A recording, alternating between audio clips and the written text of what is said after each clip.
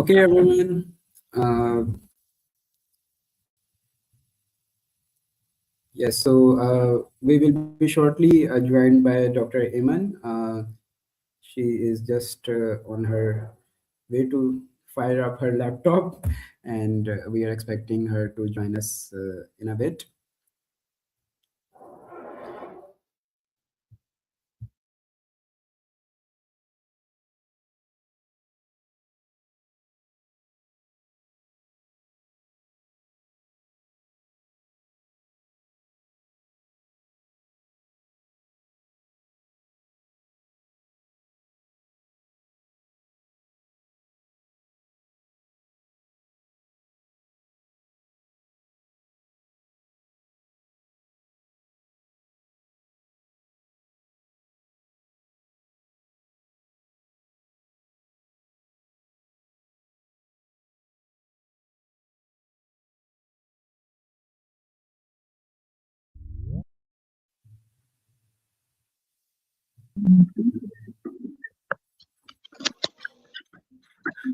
Dr. Iman.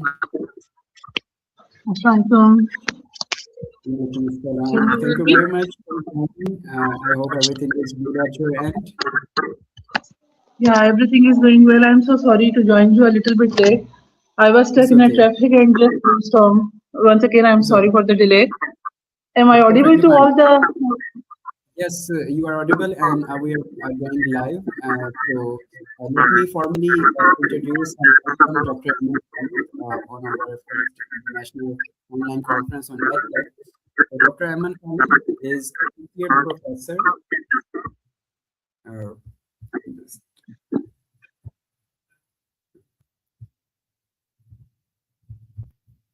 Okay, so Dr. Ayman Khalid is Associate Professor at School of Media and Communication Studies, University of Management and Technology. She is an HEC supervised PhD supervisor, HEC approved PhD supervisor. She specializes in digital communication. She is a member of International Communication Association, ICA, and she is also a member of Asian Media Information and Communication Center, AMIC. We are really glad and honored to have her on board with us today, and she will be talking on the role of technology in edtech and different educational policies who are shaping the current landscape of edtech and how media as a tool played a role in that. So with no further delay, I'll quickly hand over the mic to Dr. Eman Khalid so she can share her thought-provoking presentation with us. We are really looking forward to that. Over to you, Dr. Eman, please.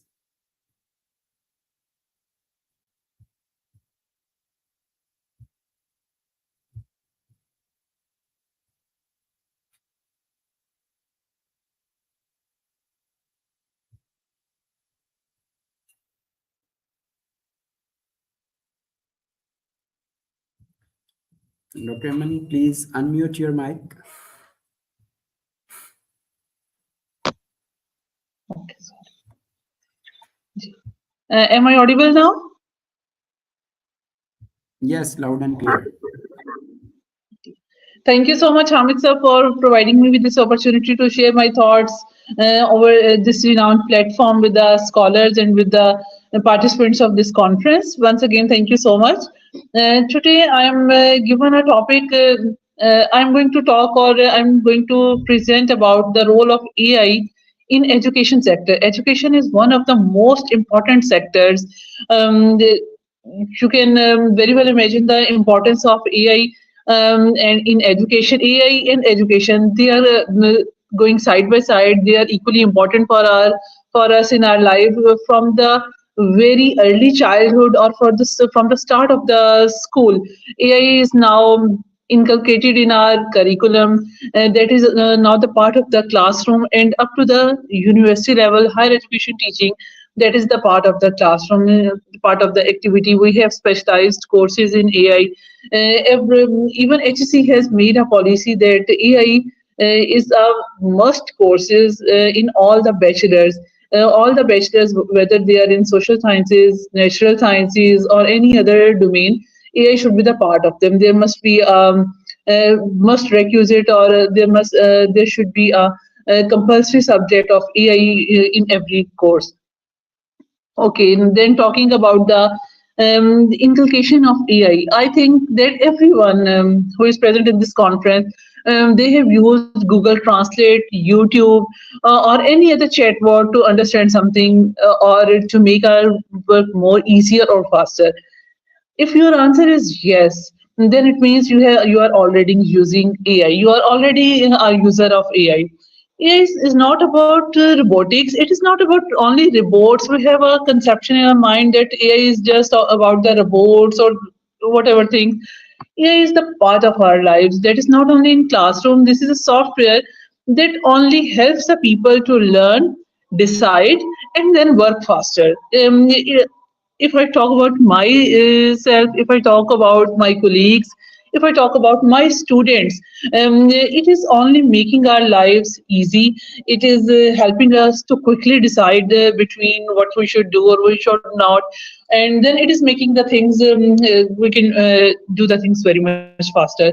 AI that is also helping the students understanding, making the understanding of difficult topics. That is. Um, Once upon a time, or even now, people used to hire tutors, but now if we see, mostly students they use AI, and they just solve the question within no time. AI helps them in solving the question. AI helps them in reading. AI helps them in making things understandable for the students. So students, teachers, they are already using AI and making their lives very much easy. Computer systems that computer systems that learn from data and help students and teachers make better decisions. That is simply AI in education. When we are using the technology to make the education more more easier, more faster, and accessible. If we go with the UNESCO 2023 report, according to that, they have published that AI is already influencing how students learn, how teachers teach, and how institutions operate. I was also reading a report from the Michigan University. They have also explained that AI is making the lives easier. If we just talk about education, there is a misconception that AI is going to replace people. It is not going to replace people. When there was the innovation of calculator, mathematicians, most of them they were not in favor, and they thought that it is simply going to replace them. Calculator didn't replace the mathematicians; it just made their lives easy. Simply, AI is not going to replace people. It is going to make your lives easy. Content writers, people will give example that content writers are being replaced. We are now, if I talk about the field of media and communication, we have now easy. We can make things like content writing, like video editing, like many other softwares are available in our field.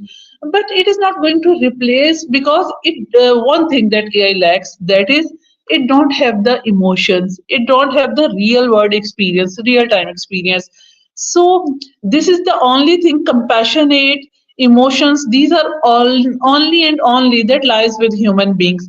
So when we need this system, we need AI, but with compassionate approach, but with you can say with an approach that we need to sometimes we need to rewrite the things, we need to reconsider the realities, because what AI is giving, that is just based on the experiences of others.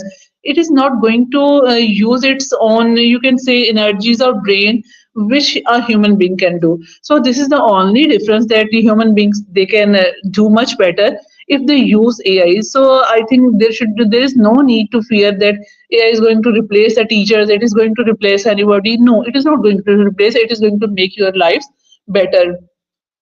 If we talk about the usage of AI in education, it is really helping the students to learn better. All the many students they misuse it. They copy the thing directly from AI, and even if they don't read they don't give it a reading.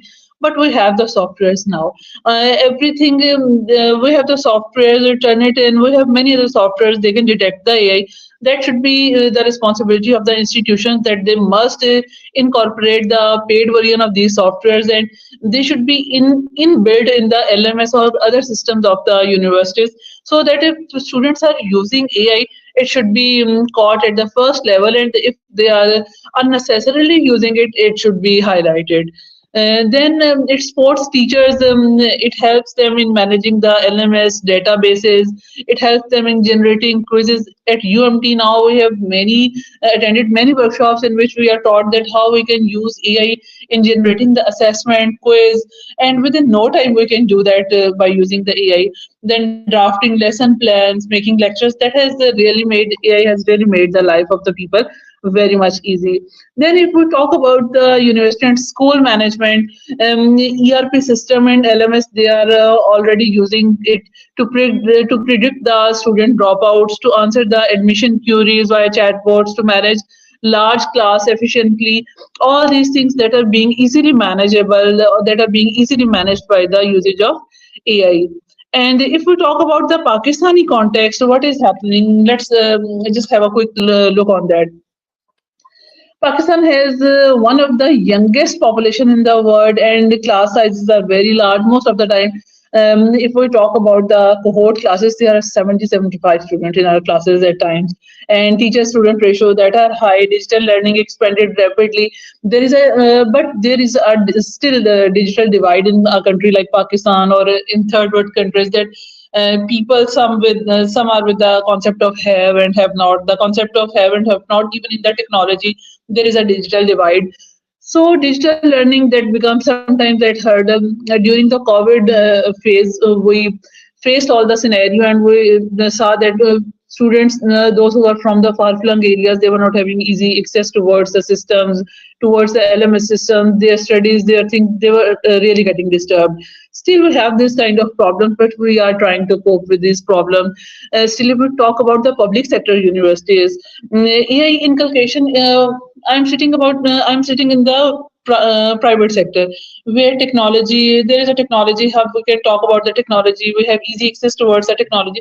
But when we talk about the private sector, once I get the chance to visit some private sector, public sector colleges to deliver some lectures, I was really shocked that even they were not having the multimedia in the classroom.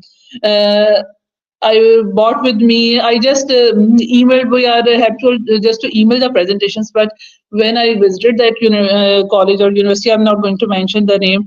I was surprised that there was no access to the multimedia, to the laptops, and they were just that if you wanted to present your slides, you have to bring your own laptop. We do not have the laptop facility over here.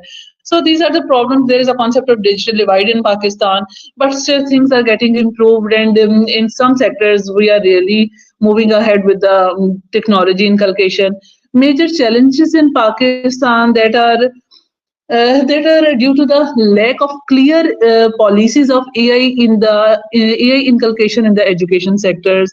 Then there is a teacher training gaps. UMT is taking the lead, and we are arranging the teacher training programs in multiple universities for to train their teachers with the AI technology. And fear and confusion around AI cheating and plagiarism, but that can be managed if HEC is also making the policies. Multiple universities, HEC is going to take them on board, and things will be settled. But obviously, it takes time. So AI is not a bad thing. No need to fear that we are going to be replaced. If we keep ourselves updated with the AI and with other technologies, any other technology, then I think we can excel. We can do better. So that's all about from my side. Thank you.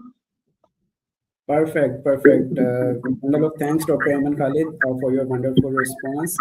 And Thank I would like to, add a few things in your talk and kind of summarize it.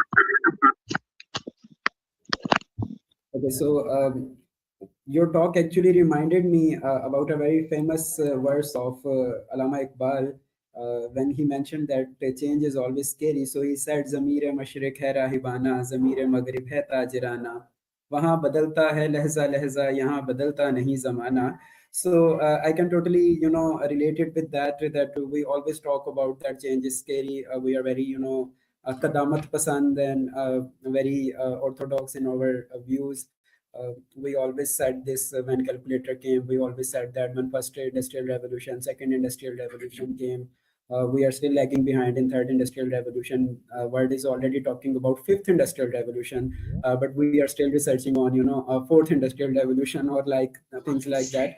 So so we need to cope up with these issues. And then you very rightly mentioned about being compassionate. I really like that.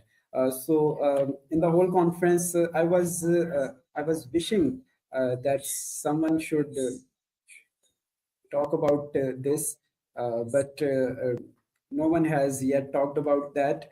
And I'm really thankful to you that you mentioned this side of being a compassionate human being, because at the end of the day, it is for humans, right? So if it is not helping humans, so there is no benefit of the a part of the intelligence, the artificial part of that. If that intelligence is not helping humans, so this is for no good. So really thankful to you that you brought this dimension to discussion. And then I really liked when you said that the AI should be inbuilt in our LMSs. So this conference, as you all know, that is jointly organized by EdShah. That is an EdTech initiative of Shahruh Technologies Private Limited. And why we took this initiative? There were already multiple EdTech platforms, but what they were lagging behind, or they were lacking, that things were not integrated enough. So what we at Shahruh Technologies are trying to do, we are trying to integrate as many things under one roof as we can in this education sphere, trying to bring as many stakeholders on board as we can. So media is one stakeholder, obviously students, teachers, and academic staff is one stakeholder. Administrative staff is one stakeholder. Then policymakers are stakeholder. Government is a stakeholder. Different players are there. So our all our keynote speakers, respectable speakers, has touched upon multiple aspects of these stakeholders, and we still have very one amazing speaker who haven't talked yet. We are waiting for her experience as well. So thank you very much for bringing that point of inbuilt AI. If you wanted to add anything further on that, please go ahead.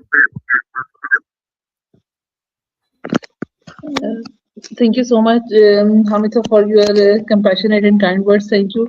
And hopefully, we will contact with you regarding the integration of AI or such kind of softwares in our element system.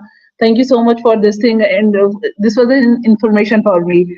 Surely, I'll share it with my, you can say, management or other people who are going to take step on this.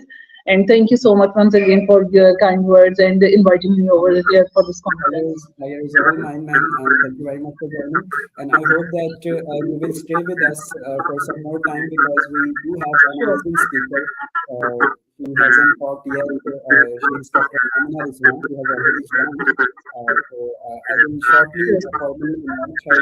Uh, just before that, I'll continue the wrapping up of the last session, where you talked about haves and haves not. So as I teach economics at the University of the Punjab, recently I taught a course on economics. So obviously, haves and have-nots is a very basic concept, and our policymakers need to take it into account, because whenever we talk about having some infrastructure, so maybe we see Pakistan as the whole country, but maybe we don't think beyond that. Pakistan is very huge. Pakistan is beyond KLI. Kashmir is Pakistan. India is Pakistan. Bihar is Pakistan. Gilgit-Baltistan is Pakistan. And Qatar is Pakistan, but people don't think about that. While even building digital infrastructure or physical infrastructure. So thank you very much for bringing that point into attention. Um, I hope that a small group of good talk engage to Ministry of IT and Telecommunication Authority, so they start working on this problem, and uh, make their policies more into right. So lastly, you mentioned about public and private sector university and lack of resources in public sector university. Thank you very much for not mentioning the name of that university, although we all know that. So there wasn't any need of mentioning that name. We already know that, right? Exactly. Yeah, we all know, but it is just we feel sorry for the such kind of environment because they all deserve the same thing. There should be no digital divide. This should be the basic necessity or facility for all the students. Why some students they are deprived of this kind of thing? So I really feel sorry for such kind of student. Digital divide and these concepts, you can you know that there is a concept of marginalized communities. When we talk about the marginalized communities, at some places women are the marginalized communities, at some places transgenders are the marginalized communities. At some places, you can say that Africa or such countries, they are the marginalized communities. But when we talk about the Pakistan, there are so many groups that they fall in the category of the marginalized communities that even they do not have the access to the basic facilities. So I really feel bad when I listen that, ma'am, we do not have the facility of laptop, we do not have the facility of multimedia, and it was really sarcastic to know about that. Why they do not have?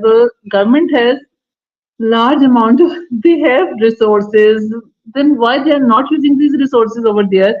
Why they are not giving being provided with these facilities? So I think with your platform, you can raise the voice. You have the resources. We can only write. Teachers can only write or discuss, and we do that. So you have the platform. You have the YouTube channel, and you have the links. You can do. You can raise the voices. So if we talk, I think there should be some betterment in the system. We should talk about the betterment in the system. And with your platform, I really appreciate you that you always take courage to talk about such things, or you always be the first to talk about the integration of AI or technologies. Because in a third world country like Pakistan, it is really hard, or people they are not ready to accept such kind of topics. They are not ready to talk about this kind of topics. So you are really appreciable. Thank you so much, Hamid sir. Thank you so much, ma'am, for these generous and kind words. And definitely, we are here to, play our role, and we need your help. You are a teacher, a faculty member, a researcher. So definitely, we are going to need help from your side, and that's why we have, invited multiple stakeholders in this meeting, in this conference. So we do have people from public sector universities, private sector universities, foreign universities. So we are still being joined by Dr. Hasnan Makhdoom. I guess he recently left. So he is making collaborations with international universities, and he is offering these collaborations to all our keynote speakers and our listeners, our students. So inshallah, we will make it available to each and every one of us. Because I was mentioning before you joined us that this is kind of debt on us. This country has spent a lot on people like us to empower us to a limit where we talk so bluntly, so confidently. So this is our time to pay back to our society, pay back to our students, and empower them as much as we can. And yes, we are doing it, and we definitely need your help on this mission. And with that, I would really like to thank you. And this is time that we invite our next keynote speaker, Dr. Amina Rizwan. Dr. Saba, I guess I can see that there is some setup in place, setup in progress as well. So let me know if I'm audible to you, so I can, Um, formally. Assalamu alaikum. Yes, you're Walaikum audible. Just give me more 2 minutes that we are in a process of setting our camera, but Sure, I'm sure. ready. Take your time. Take your time. No worries. Okay, Okay. we can So proceed. meanwhile, So is it I'm visible, audible? So can we proceed? yes, you are visible and audible both. Okay, fine. Okay, so I would like to formally invite our next keynote speaker, Dr. Amina Rizwan. So I know her for quite a while now, and she's amazing. Her formal introduction: she is associate professor at University of Central Punjab. She has done her PhD in entrepreneurial finance, well, quite a unique and fascinating topic. And she's a founder herself and a researcher. She's a trainer and mentor for multiple startups. She's a certified trainer of Climate Reality Project. She's experienced instructor and curriculum design expert as well. I would like to talk on this dimension in our conversation now. And she is a patron of the Entrepreneurial Club of University of Central Punjab, and she is a mentor at Innovate 47. I think that's a brief introduction of her. She is doing a lot more amazing stuff, but due to shortage of time, I think we will start with only this introduction, and I'll quickly hand over mic to Dr. Amna Rizwan so she can share the insights she is bringing with her. So thank you very much, Dr. Saiba, for joining us today. Over to you. Thank you very much, Hamid, for inviting me. I would like to say hello, assalamu alaikum, for all of you who have been joining us from the long time. And I've been in this session for the past half an hour. But as far as I heard that you people are discussing about EdTech transformation, this and that. So I will start with the transformation of education in technology and digital transformation. So this is actually my area of research also. So when we talk about digital transformation, it would apply to all fields. So education is one of them, because we lead our students from schools, universities to the industry. So there should be we are facing various challenges, as our previous speaker said. But one or two things that I would like to discuss is yes, there is a digital divide, but this is not due to any facilities. This is due to the people understanding how to use the technologies, because as we know that there is smartphones, people are using smartphones. Even you can see in the rural areas, people do have, even our house help has smartphones, but they don't know how to use them, number one. Same is the case for when I told about you the digital divide. So it's not about in universities, it's about in whole society. So we need to use right use of these digital technologies, and then from rural areas to urban areas in our classroom. So fortunately that we are from private sector, we have a very good infrastructure, we have very good internet, digital devices, tools, and everything. So obviously we knew that it's not available to everyone in our country, in emerging country, developing country like Pakistan. So students, but at the same time, when we talk about this digital transformation, so it's more easier for our students, whether they are living remotely or they are coming from other areas, they can connect with us through internet. So right after the COVID period, when we talk about the post COVID period or during the COVID period, so what the main thing help us, that is actually this digital transformation. So we use live streaming, we use online classes. So the major I think the major challenge during these days or in previous days of post COVID era, because abhi to COVID it's matlab has gone, but the major challenge is the right and impactful use of these digital devices and digital tools. So my topic is today is actually the quality assurance for the students, from the faculty side, and obviously from the student side, and the ethical use of these technologies is very important, because right now we know that we have access, our students, our youngsters have access to all those digital technologies, but they actually don't know how to use them for the actual practical purpose of their study, because everyone has internet, everyone has the smartphones, they are using different social media apps and everything, but right use and ethical use of these technologies, actually probably we don't have enough training for that, for our students and our faculty also. So since we are in a process of learning, but I think that everything came from the industry, because we need to meet the industry demands, because we need to train and educate our youngsters according to the industry demands. So first of all, we need a clear industry collaboration through which we can actually know that what actually industry demand from our students. And at the same time, if industry is coping and adopting new tools and technologies, so our students should also know that.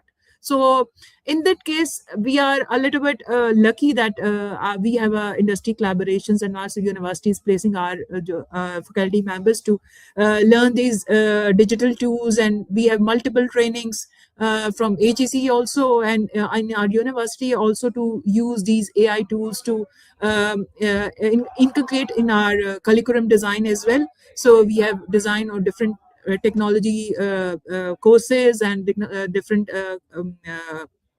teaching curriculum as well. So probably the main thing I really want to discuss is the ethical use of these technologies, and that's it.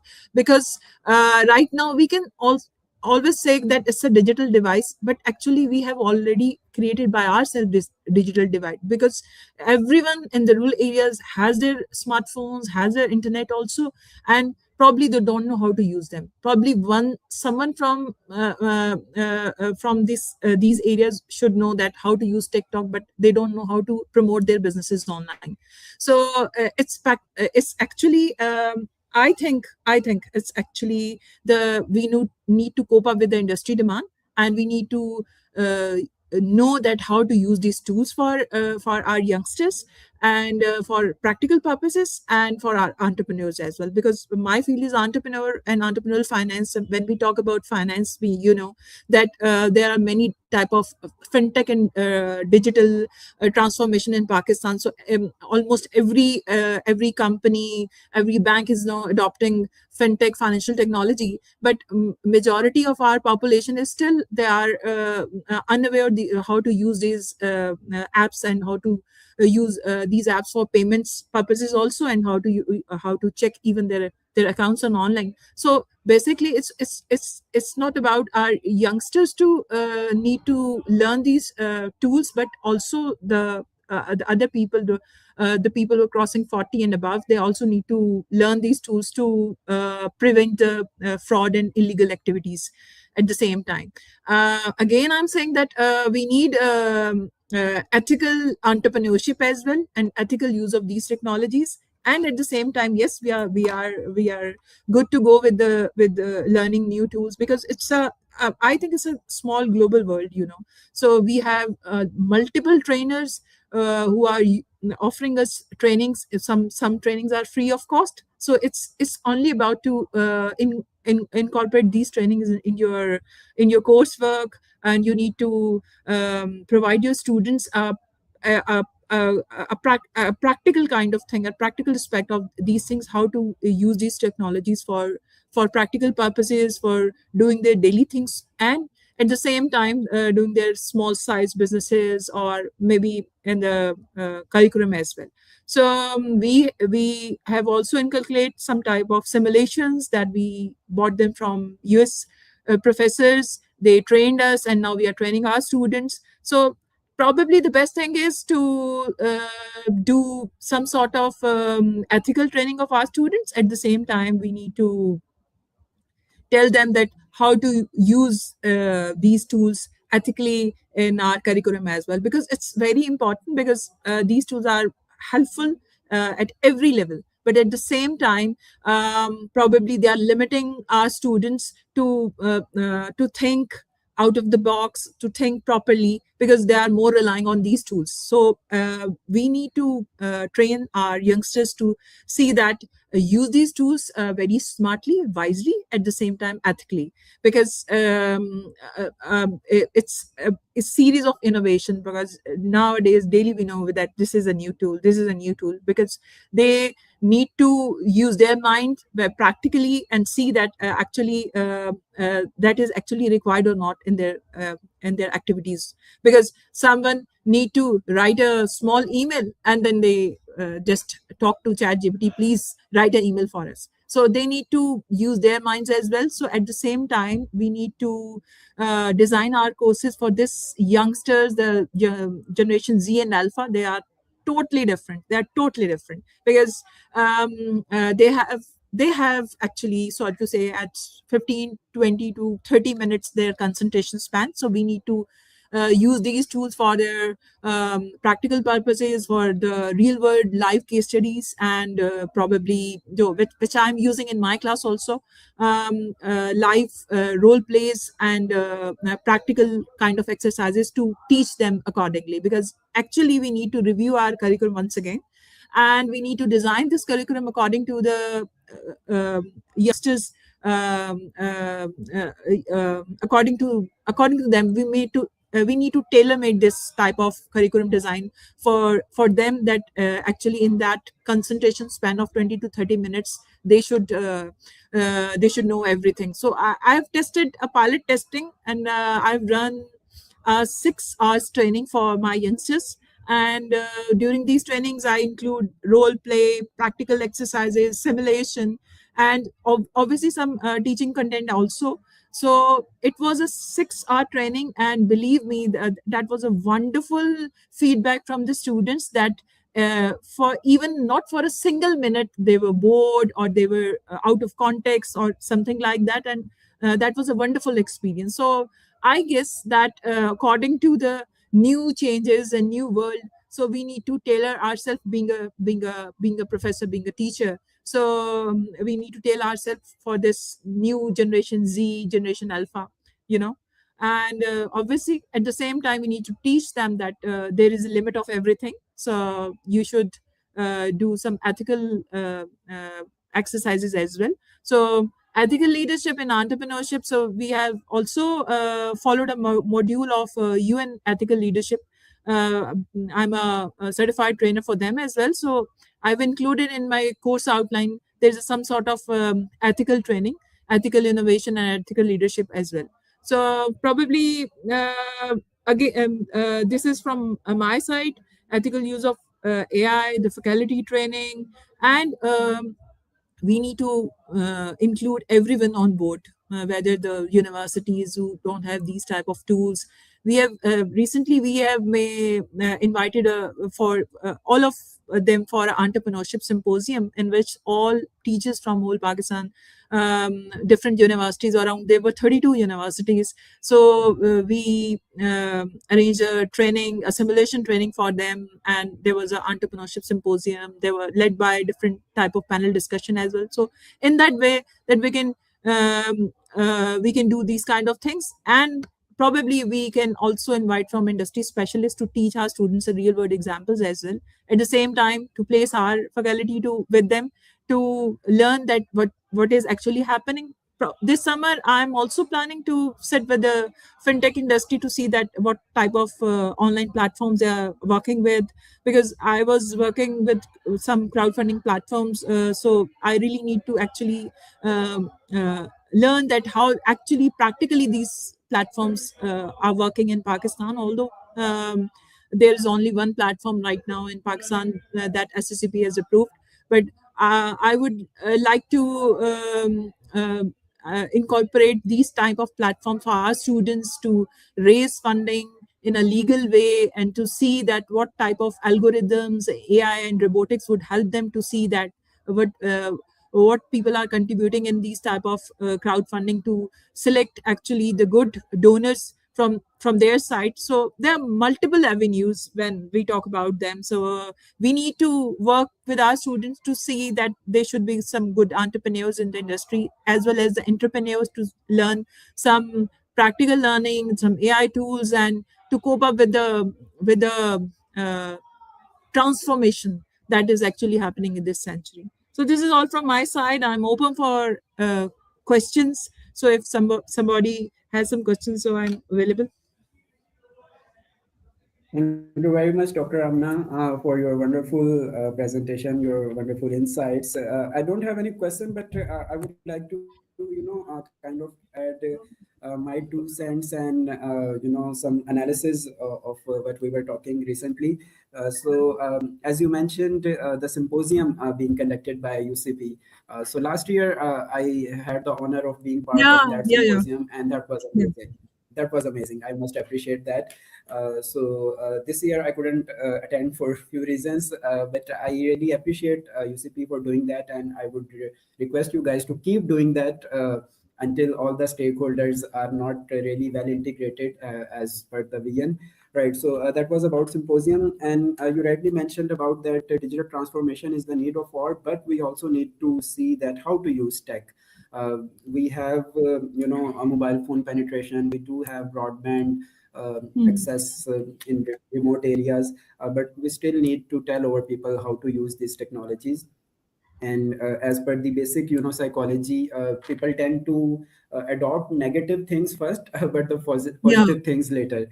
So we need to supervise that. So you rightly mentioned that. Thank you for bringing that. And one question, Dr. Amina, you mentioned about pre and post COVID. So as a teacher, as a professor at UCP, what difference have you seen in student behavior pre and post COVID? Are they more tech enabled and tech powered now than before, or like is it a different Um, thing? Actually, Hamid, they are more tech empowered, but at the same time, they are more sluggish. So they don't have a routine Okay. now, because during the COVID period, probably they have late night sittings and maybe late rising. They don't have a routine actually. So when we see these type of students, because we have classrooms at 8 o'clock, at 9 o'clock, at 10 o'clock, even though at till 12 o'clock, because they used to get up at whole night. Obviously they are more tech savvy now. They learn good tools as well, and they're using it. They are using these tools for their businesses as well.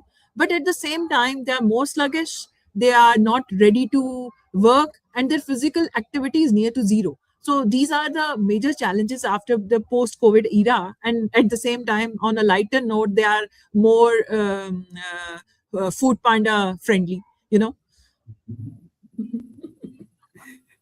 So, Okay. Okay. So so yes, these are the challenges. There are some health challenges as well. So, what I observed in the students is actually majority of them. If I can say that 30% of them is going through a phase of depression also during the COVID period, and post COVID period they were coping up with that depression. The majority of students are not telling us, but being an instructor, so I can clearly see that when I talk about some depression during the COVID period. So majority of 90% of class agrees with them. So there are some pros and cons, you know.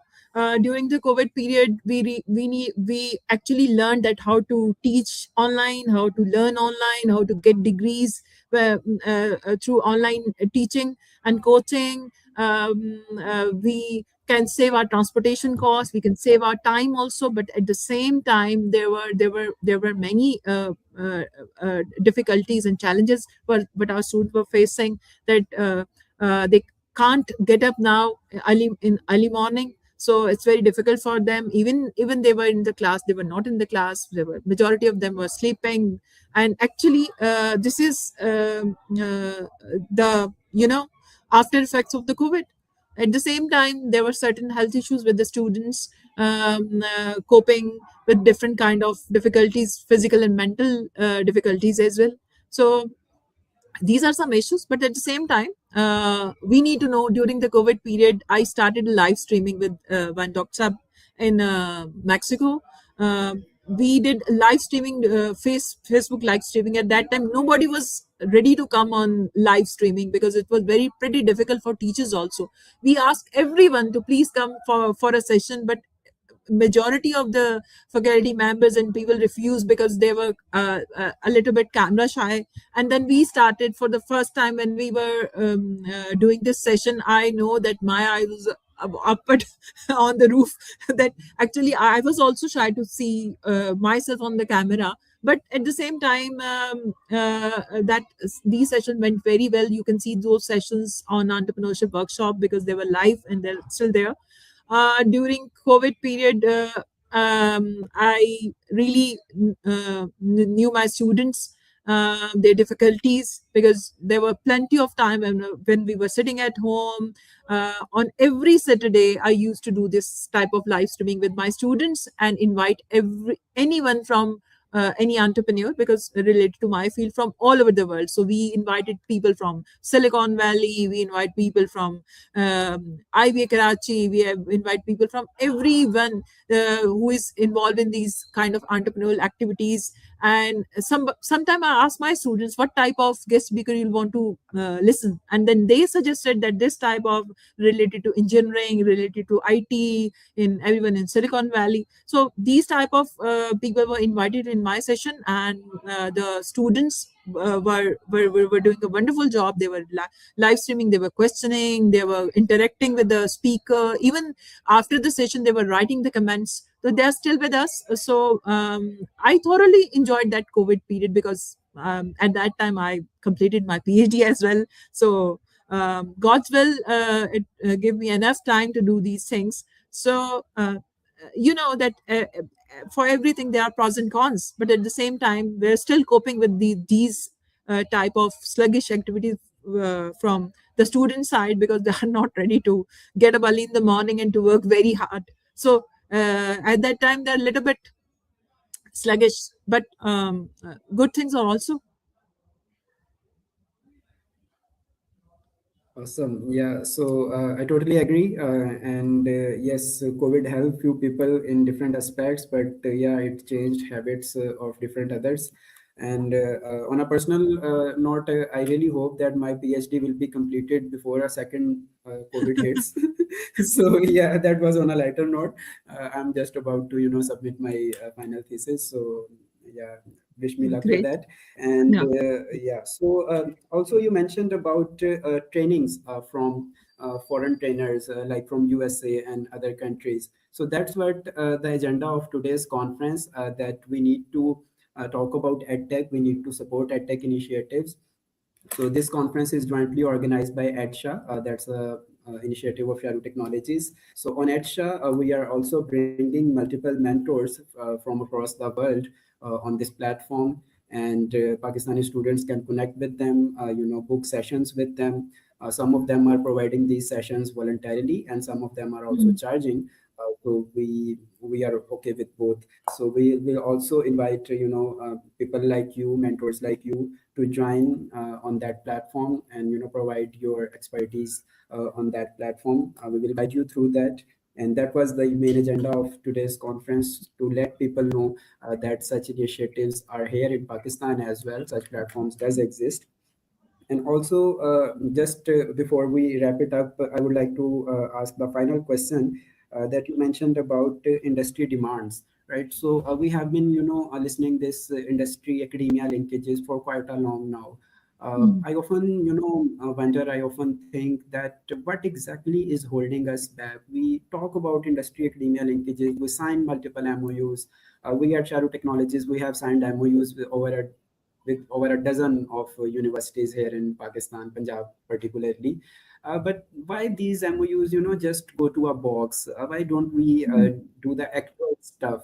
What actually hinders us? So if you would like to, shed some light on it, Look, I'd I'm love to giving you listen. one example. So we signed, I've signed only two MOUs. So I'm telling you.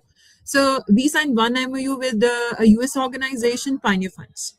So it's our regular activity that their professors are coming online and teaching our students. In every semester, I used to invite them. Sometimes they are physically with us, and sometimes they are online. So regularly they are teaching our students in one of my sessions or some other colleague sessions. At the same time, they are coming to our university as well. They have delivered around 3 sessions in our university. That includes the CEO of Smiggle as well. Stephen were with us with a so 2 months back, and then recently Anthony joined us online. So we have multiple professors who have been joining us from BYU University from US and Pioneer Funds. So they have been arranging multiple professors. At the same time, they are providing mentorship to our students. So it's in our MOU, and they have been training our students. They have their master class. So majority of students are good students are joining their master class as well. So they are getting certifications. Then there is one more achievement. One of our students got exchange program in Tokyo due to these masterclass, because they have very good referrals with them. um, and then let's talk about industries in Pakistan. So when we talk about industries in Pakistan, then we used to invite their speakers in our university, and we need to send our students for internship with them. At the same time, last time I was with Plan 9 PITB, so I'm a regular mentor with them. I've trained their 650 startups. So I joined them for just 15 days. I have made their training modules, and then I connect these modules with our curriculum as well. Actually, this is actually what industry wants, and what academia wants. So that is a collaboration between them. So I am teaching and I am mentoring the startups, delivering sessions with Plan 9 PITV for the past 2 years. And I'm teaching these sessions in my class as well. So whenever I am in delivering these lectures online with Plan 9 PITV, so I always send the link to my students as well. So if somebody wants to join these sessions, so they can join us. And at the same time, we arrange multiple events with the industry, that in which the industry experts are coming and training and mentoring our students. So I think, and at the same time, we are also inviting some industry specialists to teach some specific courses in our university as well. So this is industry academia collaboration, but still I know that we are still lacking. Our students should learn the practical and aspect of the industry. They should spend some time in the industry. Uh, uh, I'm insisting my students to at least to spend some time in industry, at least for a semester. They have whole summer. I'm a patron of society also, so I encourage my society members to spend at least 3 to 4 months in industry and learn something. Sit with them. In that case, you can develop some good leaders in future as well.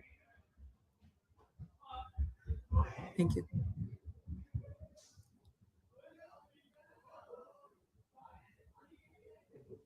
Perfect. I really appreciate that you are doing all that because this is need of our at academia. We need to do it. So it was one of my pain point as well at Shahruh Technologies. We were not having the right talent. So I had to step in. I folded my sleeves. I was like, okay, I was like, okay, let me do it myself. I started teaching at various universities as a visiting faculty member. But obviously, one person cannot change it. We have to do it on a grassroots level. And I'm really glad that, mashallah, you at UCP and different other people. So we were being recently instituted. I'm really glad that we really appreciate. I'm also hopeful that our students will also acknowledge these efforts by their amazing professors. Yes, With they do. this, Yes, they do. yes, please. I think you were about to say something, Dr. Amina. No. Actually, I'm saying that yes, they do. They truly acknowledge our efforts and they are with us. But actually, this post-COVID era, students are a little bit more sluggish. They don't have enough confidence to present themselves in front of everyone. So off and on, we arrange some these sort of competitions and these seminars for students to come up with their good ideas, to come up with their good learning tools to see to show themselves. So probably we are trying it, but still there are huge gaps. We need to look at them. Yes. Yes. So, but yeah, so these small effort does matter. They are creating a good impact, and that's all we need at the moment. Definitely, we cannot change the whole world. We cannot change the whole country, but we can play our part, and that's what we are responsible for. And kudos to you for doing it at your university, and appreciation to all others who are doing at their university. We are really hopeful for a good, bright future with this 70% youth that we have in our hand, and we might have the same percentage for next 50 years. So Mm. that's kind of a miracle if some countries having this much youth population for this long time span. Yeah. So they need to work on it, and they need to plan You know, accordingly. we have Uh, 60% of our yes, population is more than 60% is youth. So if we are right, able to train our youth accordingly, so it's our strength. It's not a burden, you know. exactly. Exactly. So, on this note, due to shortage of time, I would like to thank Dr. Amina Rizwan for joining us today in this amazing last session. For being the last speaker, you have to stay for a couple of more minutes so we conclude the whole day, the whole conference. So, now it's time to wrap the whole day. We are very thankful to all our amazing panelists today. We were being joined by Mr. Sylvester Joseph, Dr. Wasim Ahmad Khan, Dr. Husnain Makhdoom, Professor Dr. Amir Said, Dr. Abdul Basit, Dr. Ayman Khalid, and Dr. Amina Rizwan. We at Shahruh Technologies are really thankful to all of them. And we are really thankful to our last speaker, Dr. Amina Rizwan, for not only giving us the brilliant presentation, but answering a lot of questions as well that really, added a lot in this conference.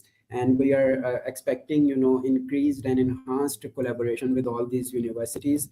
So most of our audience in today's session was university students and school administration, right? So the people who are running their own schools, so they were also listening us, and they were learning how they can improve their schools. So at EdShah, we are very much here for them, to have them digitize, do the digital transformation of their schools on a very low cost, because I have already mentioned this is not our mission to generate a lot of revenue from this, but to generate a lot of impact. So that's what our name means. So Shahruh means someone who create impact, and that's what we are doing since day one, and that's what we will keep doing, inshallah, with the help of all these amazing people like Dr. Amina Rizwan. Thank you very much once again. And on this note, we are going to conclude this conference. I would request Dr. Amina to say some final words about the overall conference. How did she find it? And with that, that will be, end of today's conference. So actually, I just want to say that never lose hope in these situation these days we are facing with economy burden and everything we are facing nowadays. Students and the youngsters are our hope, and I believe that never lose hope. And these youngsters are our future. So if we are contributing 1% to our students, someone is here to contribute in our kids life. So it's all about give and take, so being an instructor, being a teacher, is our responsibility to guide our youngsters and to learn new tools. And first of all, we need to upgrade ourselves. So when we upgrade ourselves, then we can encourage our students to learn new things. And obviously, if we don't know these things, so how can you stand in a class? Because they are going to ask them this. And if you don't know these tools, for how much time you're going to stay in the class? Because it would be very difficult for them who are not going to upgrade themselves. So keep updating yourself. Thank you. What a brilliant, powerful, and positive message towards the end. And this reminds me a couple of verses from different poets, obviously. So one from Ahmad Faraz, when he says, "शिकवा जुल्मत शब से तो कहीं बेहतर था, अपने हिस्से की कोई शम्मा जलाते जाते." Right. So this whole conference was kind of a one jugunu or one shama from Shahruh Technologies. All the esteemed panelists, speakers, they played their role. They, brought their own torch, and we are really thankful to them. And the other verse is for the Pakistani youth. Well, I also represent somehow a Pakistani youth. So, as Dr. Amina was rightly mentioned about early to bed and early to rise thing, and because it affects your creativity and other skills. So, there is a very famous verse of Allama Iqbal where he says, Attar हो रूमी हो राजी के गजाली कुछ हाथ नहीं आता बेयाहे सहरगाही. So this is very important. Okay, fine. So we are in AI era and we are doing all that, but we need to be very close to nature, and we need to, understand how we are built. So our build as a human being haven't changed. It is the same. So it will stay same, and we need to, do it accordingly. Bundle of thanks, Roxaba, for your valuable time, your precious remarks. Your presentation was brilliant. I really liked it. It was Thank after you. quite a while that I got a chance to listen you for this long. So thank you very much. I really enjoyed it, and I really hope that our audience also enjoyed it. Uh, I Thank you very guess much. on this, yes, my player Stay one. blessed. Love this. Thank you. Allah Hafiz. On this note, we will take permission from our audience. Take care of yourself, take care of people in your surrounding, take care of your country, Pakistan, and make it proud. Thank you very much. Allah Hafiz. Inshallah, we'll see you in some other session. Allah Hafiz.